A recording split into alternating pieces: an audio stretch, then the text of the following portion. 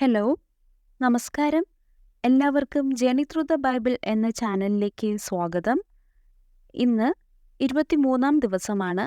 ഇന്ന് വായിക്കാൻ പോകുന്നത് ഉൽപ്പത്തി പുസ്തകത്തിലെ 43-ാം അധ്യായവും 44-ാം അധ്യായവും, ജോബ് പുസ്തകത്തിലെ 35-ാം അധ്യായവും 36-ാം അധ്യായവും, കൂടെ സുഭാഷിതങ്ങളിലെ 4-ാം അധ്യായത്തിൻ്റെ 10 മുതൽ 19 വരെയുള്ള വചനങ്ങളും.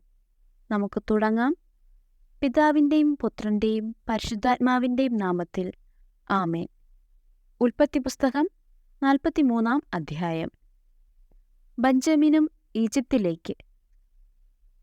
നാട്ടിൽ ക്ഷാമം കൊടുമ്പിരി കൊണ്ടു. ഈജിപ്തിൽ നിന്ന് കൊണ്ടുവന്ന ധാന്യം തീർന്നപ്പോൾ അവരുടെ പിതാവ് പറഞ്ഞു, നിങ്ങൾ വീണ്ടും പോയി കുറച്ച് ധാന്യം വാങ്ങിക്കൊണ്ടുവരുവിൻ. അപ്പോൾ യൂദാ പറഞ്ഞു, അനുജനെ കൂടാതെ വന്നാൽ നിങ്ങൾക്കെന്നെ കാണാൻ സാധിക്കുകയില്ല എന്ന് അവൻ ഞങ്ങളോട് തീർത്തു പറഞ്ഞിട്ടുണ്ട്. ഞങ്ങളുടെ സഹോദരനെ കൂടെ അയക്കാമെങ്കിൽ ഞങ്ങൾ പോയി ധാന്യം വാങ്ങിക്കൊണ്ടുവരാം. അങ്ങ് അവനെ അയക്കുന്നില്ലെങ്കിൽ ഞങ്ങൾ പോകുന്നില്ല. കാരണം അനുജനെ കൂടാതെ വന്നാൽ നിങ്ങൾക്കെന്നെ കാണാൻ സാധിക്കുകയില്ല എന്ന് അവൻ പറഞ്ഞിട്ടുണ്ട്. ഇസ്രായേൽ ചോദിച്ചു, നിങ്ങൾക്ക് ഒരു സഹോദരൻ കൂടിയുണ്ടെന്ന് അവനോട് പറഞ്ഞ് എന്നെ ദ്രോഹിച്ചതെന്തിന്? അവർ മറുപടി പറഞ്ഞു, അവൻ ഞങ്ങളെയും ബന്ധുക്കളെയും കുറിച്ച് വളരെ വിശദമായി അന്വേഷിച്ചു. നിങ്ങളുടെ പിതാവ് ജീവിച്ചിരിക്കുന്നു, നിങ്ങൾക്ക് വേറെ സഹോദരനുണ്ടോ? അവന് ഞങ്ങൾ മറുപടി നൽകുകയും ചെയ്തു. എന്നാൽ സഹോദരനെ കൂട്ടിക്കൊണ്ടു വരുവിൻ എന്നവൻ പറയുമെന്ന് ഞങ്ങൾക്ക് ഊഹിക്കുവാൻ കഴിയുമായിരുന്നു. അപ്പോൾ യൂദാ പിതാവായ ഇസ്രായേലിനോട് പറഞ്ഞു, നമ്മൾ, അങ്ങും ഞങ്ങളും നമ്മുടെ കുഞ്ഞുങ്ങളും മരിക്കാതെ ജീവനോടെ ഇരിക്കണമെങ്കിൽ അവനെ എൻ്റെ കൂടെ അയക്കുക. ഞങ്ങൾ ഉടനെ പുറപ്പെടാം. അവൻ്റെ ചുമതല ഞാൻ ഏറ്റുകൊള്ളാം. എൻ്റെ കയ്യിൽ നിന്ന് അങ്ങേക്ക് അവനെ ആവശ്യപ്പെടാം. അവനെ അങ്ങയുടെ മുൻപിൽ തിരികെ കൊണ്ടുവന്നില്ലെങ്കിൽ ആ കുറ്റം എന്നും എൻ്റെ മേൽ ആയിരിക്കട്ടെ. നമ്മൾ ഇത്രയും താമസിക്കാതിരുന്നെങ്കിൽ ഇതിനകം 2-ാം പ്രാവശ്യം പോയി തിരിച്ചു വരാമായിരുന്നു. അപ്പോൾ അവരുടെ പിതാവായ ഇസ്രായേൽ പറഞ്ഞു, കൂടിയേ തീരൂ എങ്കിൽ അപ്രകാരം ചെയ്യുക. നാട്ടിലെ വിശിഷ്ടോൽപ്പന്നങ്ങൾ കുറേശ്ശെ എടുത്ത് അവന് സമ്മാനമായി കൊണ്ടുപോവുക. തൈലം, തേൻ, സുഗന്ധദ്രവ്യങ്ങൾ, മീറ, ഓടനണ്ടി, ബദാം പരിപ്പ് എന്നിവയെല്ലാം. പണം ഇരട്ടി എടുത്തുകൊള്ളണം. നിങ്ങളുടെ ചാക്കുകളിൽ വച്ചു തിരിച്ചയച്ച പണവും കൊണ്ടുപോവുക.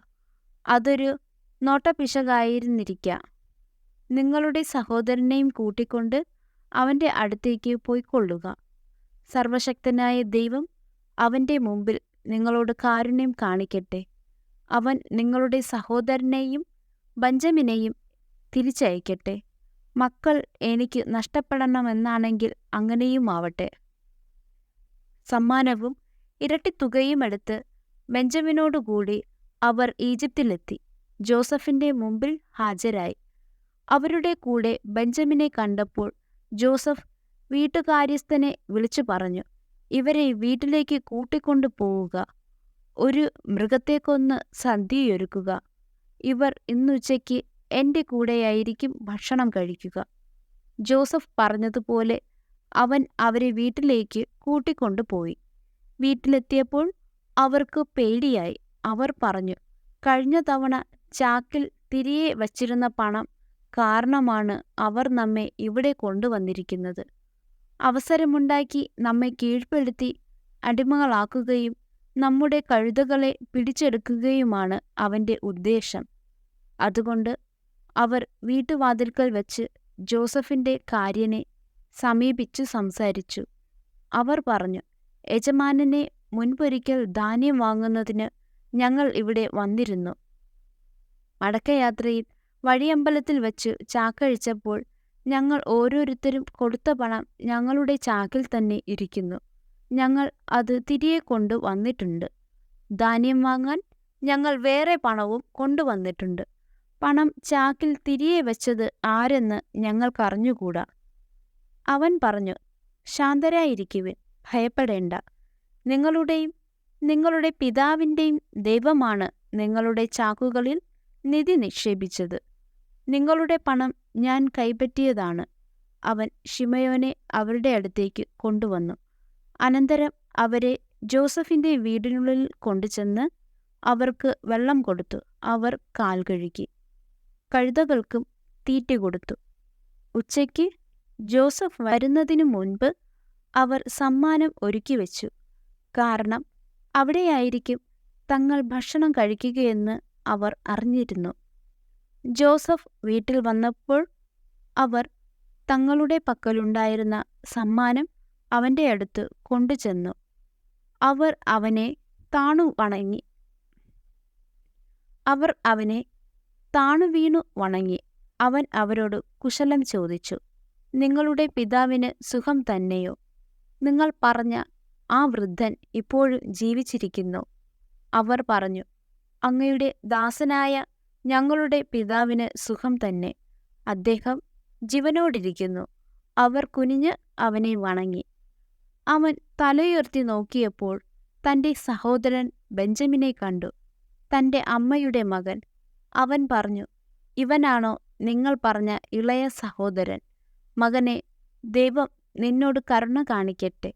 തന്റെ സഹോദരനെ പ്രതി ഹൃദയം തേങ്ങിയപ്പോൾ ജോസഫ് കരയാനൊരിടം നോക്കി. കിടപ്പറയിൽ പ്രവേശിച്ച് അവൻ കരഞ്ഞു. അവൻ മുഖം കഴുകി പുറത്തു വന്ന് തന്നെ നിയന്ത്രിച്ചുകൊണ്ട് പറഞ്ഞു, ഭക്ഷണം വിളമ്പുക.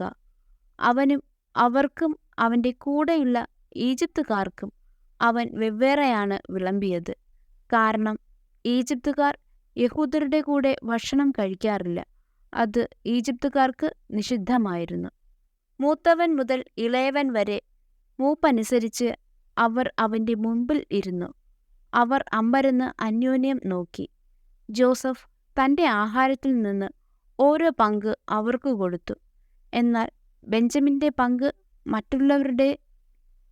മറ്റുള്ളവരുടേതിന്റെ 5 ഇരട്ടിയായിരുന്നു. അവർ കുടിച്ച് അവനോടൊപ്പം ഉല്ലസിച്ചു. ഉൽപ്പത്തി പുസ്തകം 44 അധ്യായം. ജോസഫ് സഹോദരന്മാരെ പരീക്ഷിക്കുന്നു. ജോസഫ് വീട്ടുകാര്യസ്ഥനെ വിളിച്ചു പറഞ്ഞു, അവരുടെ ചാക്കുകളിലെല്ലാം അവർക്ക് കൊണ്ടുപോകാവുന്നിടത്തോളം ധാന്യം നിറയ്ക്കുക. ഓരോരുത്തരുടെയും പണം അവരവരുടെ ചാക്കിന്റെ മുകൾ ഭാഗത്ത് വയ്ക്കണം. ഇളയവന്റെ ചാക്കിന്റെ മുകൾ ഭാഗത്ത് ധാന്യവിലയായ പണത്തിന്റെ കൂടെ എന്റെ വെള്ളിക്കപ്പും വയ്ക്കുക. അവൻ ജോസഫ് പറഞ്ഞതുപോലെ ചെയ്തു. നേരം പുലർന്നപ്പോൾ അവൻ അവരെ തങ്ങളുടെ കഴുതകളോടുകൂടി യാത്രയാക്കി. അവർ നഗരം വിട്ട് അധികം കഴിയും മുമ്പ് ജോസഫ് കാര്യസ്ഥനെ വിളിച്ചു പറഞ്ഞു, ഉടനെ അവരുടെ പുറകെ എത്തുക. അവരുടെ അടുത്തെത്തുമ്പോൾ അവരോട് പറയുക, നിങ്ങൾ നന്മയ്ക്കു പകരം തിന്മ ചെയ്തത് എന്തുകൊണ്ട്? നിങ്ങൾ എന്റെ വെള്ളിക്കപ്പ് കട്ടെടുത്തത് എന്തിന്? ഇതിൽ നിന്നല്ലേ എന്റെ യജമാനൻ പാനം ചെയ്യുന്നത്? ഇതുപയോഗിച്ചല്ലേ അദ്ദേഹം പ്രവചനം നടത്തുന്നത്? നിങ്ങൾ ചെയ്തത് തെറ്റായിപ്പോയി. അവരുടെ ഒപ്പമെത്തിയപ്പോൾ അവൻ അവരോട് അപ്രകാരം തന്നെ പറഞ്ഞു. അവർ അവനോട് പറഞ്ഞു, യജമാനൻ എന്താണ് ഇങ്ങനെ സംസാരിക്കുന്നത്? അങ്ങയുടെ ദാസന്മാർ ഇത്തരമൊരു കാര്യം ഒരിക്കലും ചെയ്യാൻ ഇടയാകാതിരിക്കട്ടെ. ഞങ്ങളുടെ ചാക്കിൽ കണ്ട പണം കാനാൻ ദേശത്തു നിന്ന് ഞങ്ങൾ അങ്ങയുടെ അടുത്ത് തിരികെ കൊണ്ടുവന്നല്ലോ. അപ്പോൾ പിന്നെ ഞങ്ങൾ അങ്ങയുടെ യജമാനന്റെ വീട്ടിൽ നിന്നും പൊന്നും വെള്ളിയും മോഷ്ടിക്കുമോ? അത് അങ്ങയുടെ ദാസരിൽ ആരുടെ പക്കൽ കാണുന്നുവോ അവൻ മരിക്കണം. ഞങ്ങളെല്ലാവരും യജമാനന് അടിമകളുമായിക്കൊള്ളാം. അവൻ പറഞ്ഞു, നിങ്ങൾ പറയുന്നത് പോലെയാവട്ടെ. അത് ആരുടെ കയ്യിൽ കാണുന്നുവോ അവൻ എന്റെ അടിമയാകും. മറ്റുള്ളവർ നിരപരാധരായിരിക്കും. ഉടൻ തന്നെ ഓരോരുത്തരും താന്താങ്ങളുടെ ചാക്ക് താഴെയിറക്കി കെട്ടഴിച്ചു. മൂത്തവൻ മുതൽ ഇളയവൻ വരെ എല്ലാവരെയും അവൻ പരിശോധിച്ചു. ബെഞ്ചമിന്റെ ചാക്കിൽ കപ്പ് കണ്ടെത്തി. അവർ തങ്ങളുടെ വസ്ത്രം വലിച്ചു കീറി ഓരോരുത്തനും ചുമട് കഴുതപ്പുറത്ത് കയറ്റി പട്ടണത്തിലേക്ക് തന്നെ മടങ്ങി. യൂദായും സഹോദരന്മാരും ജോസഫിന്റെ വീട്ടിലെത്തി. അവൻ അപ്പോഴും അവിടെ ഉണ്ടായിരുന്നു.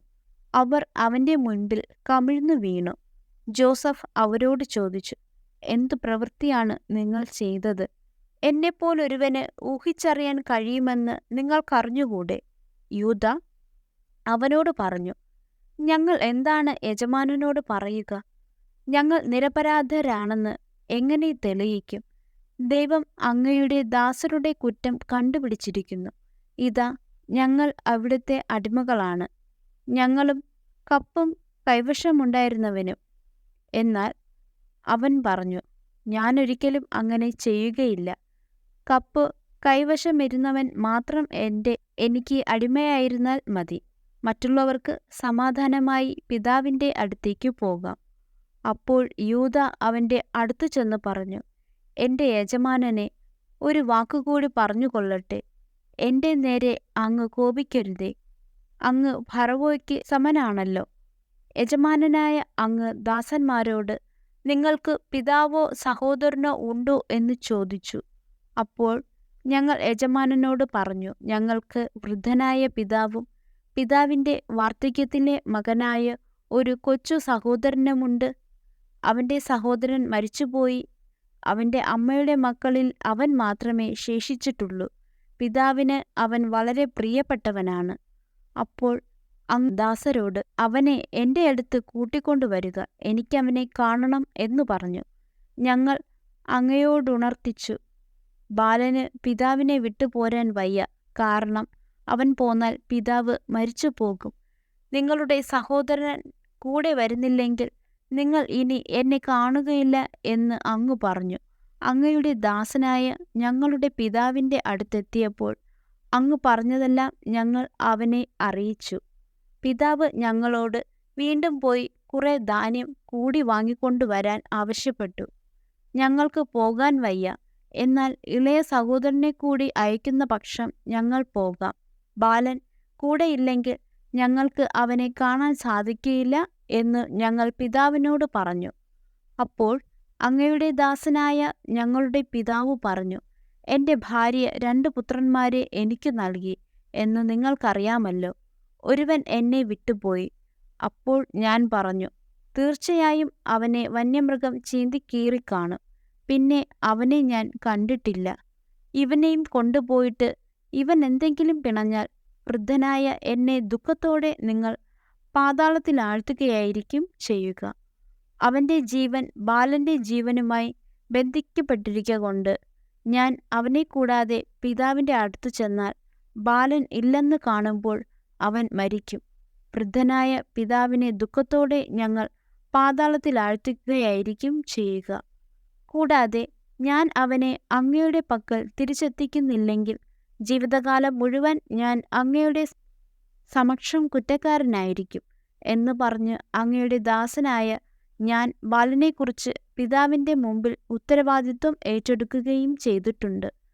അതിനാൽ ബാലനു പകരം അങ്ങയുടെ അടിമയായി നിൽക്കാൻ എന്നെ അനുവദിക്കണമെന്ന് ഞാൻ അപേക്ഷിക്കുന്നു. ബാലൻ സഹോദരന്മാരുടെ കൂടെ തിരിച്ചു പൊയ്ക്കൊള്ളട്ടെ. അവനെ കൂടാതെ ഞാൻ എങ്ങനെ പിതാവിൻ്റെ അടുത്ത് ചെല്ലും? അവന് സംഭവിക്കുന്ന ദുരന്തം ഞാൻ എങ്ങനെ സഹിക്കും? ജോബിൻ്റെ പുസ്തകം 35-ാം അധ്യായം. ദൈവത്തിൻ്റെ ക്ഷമ.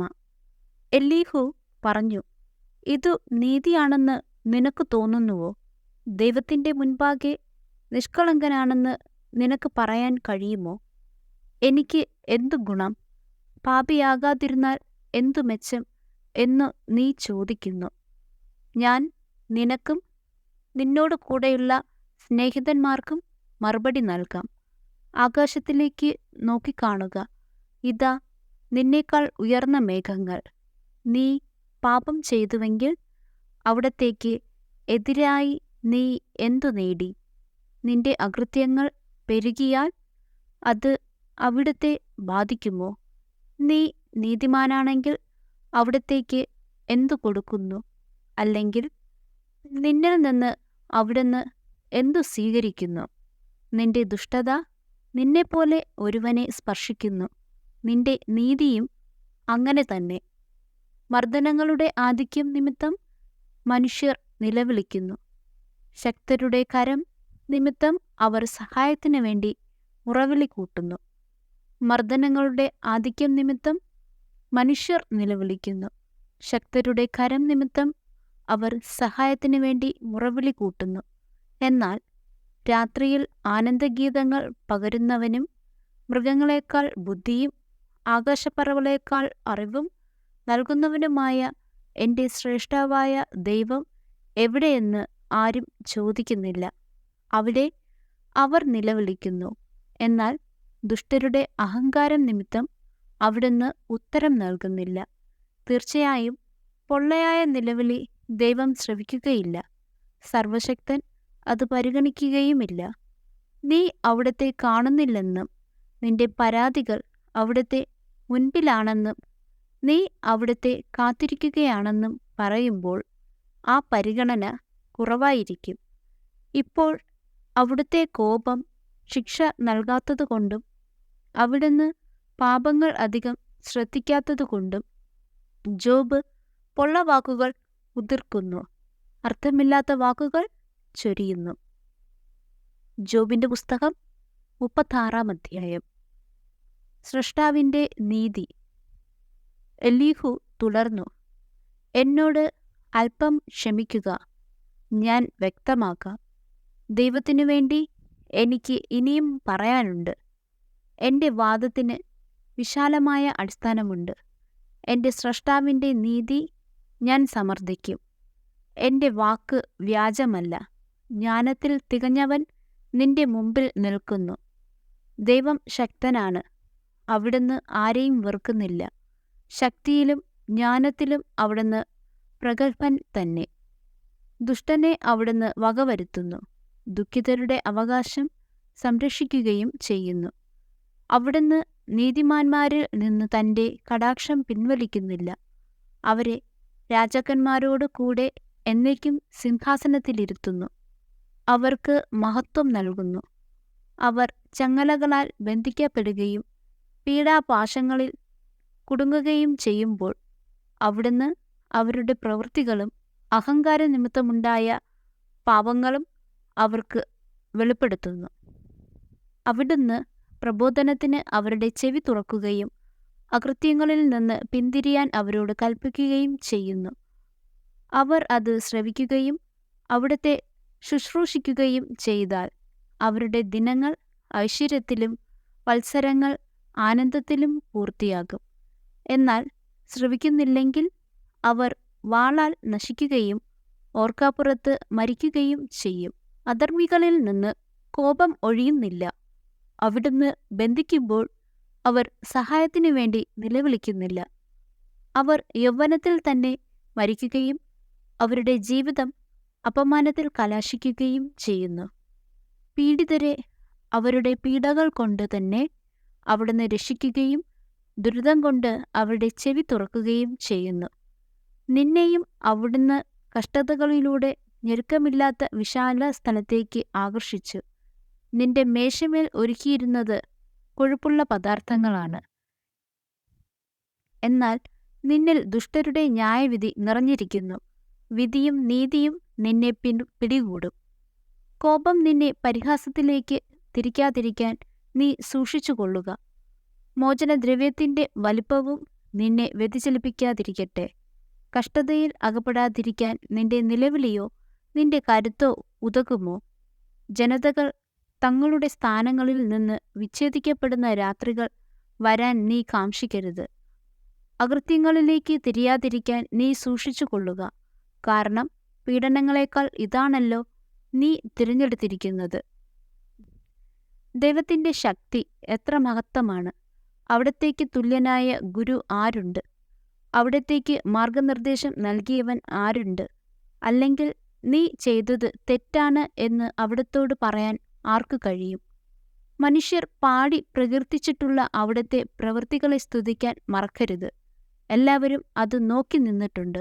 ദൂരെ നിന്ന് കാണാനേ മനുഷ്യന് കഴിയൂ.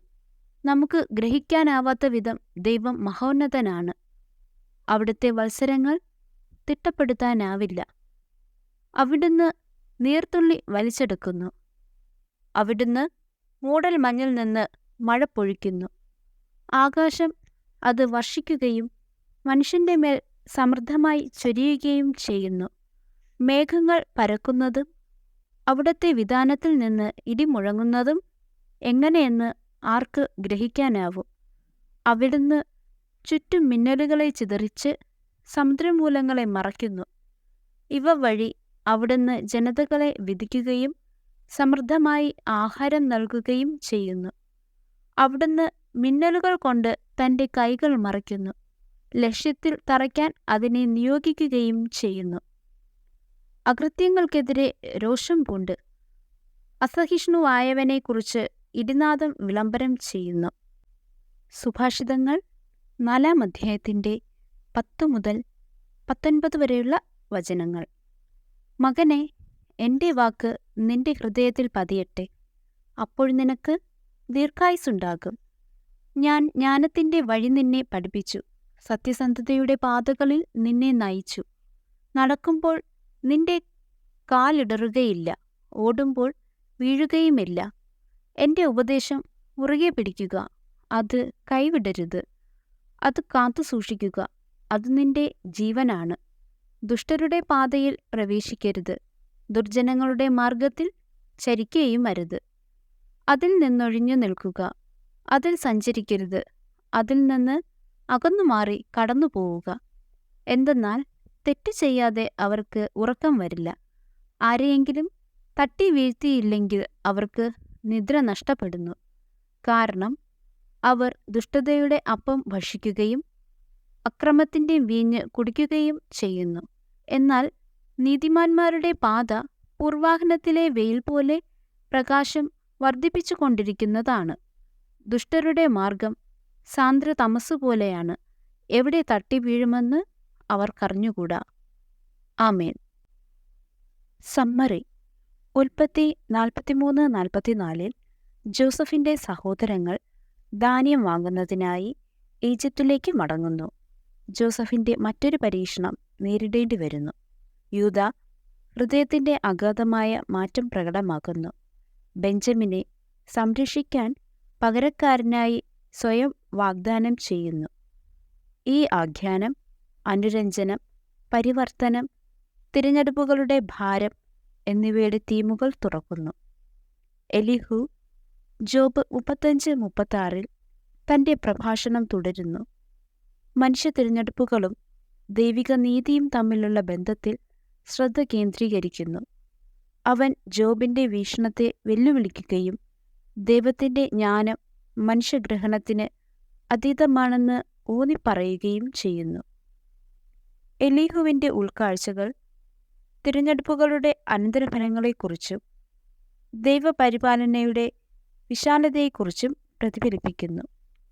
സുഭാഷിതങ്ങൾ 4-ാം അധ്യായം 10 മുതൽ 19 വരെയുള്ള വായനക്കാരോട് പിതാവിൻ്റെ നിർദ്ദേശങ്ങൾ പാലിക്കാനും ജ്ഞാനത്തിൻ്റെ പാത സ്വീകരിക്കാനും അഭ്യർത്ഥിക്കുന്നു. അത് നീതിമാന്മാരുടെ വഴിയെ അവർ മുന്നേറുമ്പോൾ കൂടുതൽ പ്രകാശിക്കുന്നതും ദുഷ്ടന്മാരുടെ അന്ധകാരവുമായി താരതമ്യം ചെയ്യുന്നു. ഒരാളുടെ ഹൃദയത്തെ കാത്തുസൂക്ഷിക്കുകയും ജീവിതത്തിലേക്ക് നയിക്കുന്ന പാത തിരഞ്ഞെടുക്കുകയും ചെയ്യേണ്ടതിൻ്റെ പ്രാധാന്യം ഈ ഭാഗം അടിവരയിടുന്നു. ചുരുക്കത്തിൽ, തിരഞ്ഞെടുപ്പുകളും അനന്തരഫലങ്ങളും ജ്ഞാനത്തിൻ്റെ പിന്തുടരലും നമുക്ക് കാണാം. നീതിനിഷ്ഠമായ തിരഞ്ഞെടുപ്പുകൾ നടത്തുന്നതിനുള്ള പരിവർത്തന ശക്തി, നമ്മുടെ പ്രവർത്തനങ്ങളുടെ അനന്തരഫലങ്ങൾ, ദൈവിക ജ്ഞാനം നേടുന്നതിൽ കണ്ടെത്തിയ മാർഗനിർദ്ദേശം എന്നിവയെക്കുറിച്ചുള്ള പ്രതിഫലനത്തെ ഈ ഭാഗങ്ങൾ കൂട്ടായി കാണിക്കുന്നു. വിവേചന ബുദ്ധിയോടെ ജീവിതത്തിൻ്റെ വഴിത്തിരിവിലൂടെ സഞ്ചരിക്കുകയും ജ്ഞാനവും വിവേകവും വഴി നയിക്കപ്പെടുന്ന ജീവിതത്തിലേക്കുമുള്ള പരിവർത്തനാത്മകമായ യാത്ര സ്വീകരിക്കുകയും ചെയ്യുമ്പോൾ ഈ പര്യവേഷണത്തിൽ ഞങ്ങളോടൊപ്പം ചേരുക. മറ്റൊരു വീഡിയോയുമായി വീണ്ടും കാണാം. നമസ്കാരം.